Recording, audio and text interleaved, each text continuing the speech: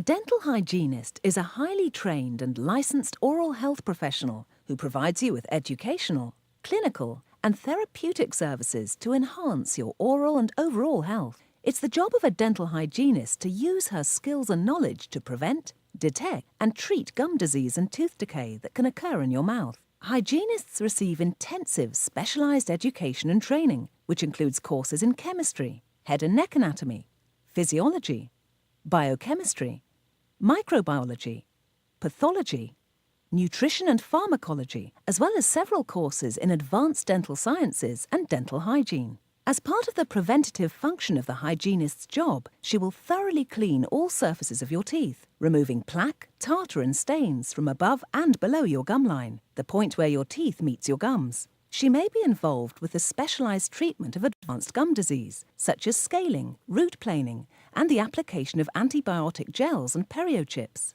Additionally, she's trained to administer local anesthetics and may prescribe pain relief medications before and after advanced periodontal therapy to ensure your comfort. Your hygienist will also teach you how to effectively care for your teeth at home to help you prevent dental disease. A hygienist will carefully examine your teeth, mouth, and gums and take note of any signs of decay, periodontal disease, or other problems.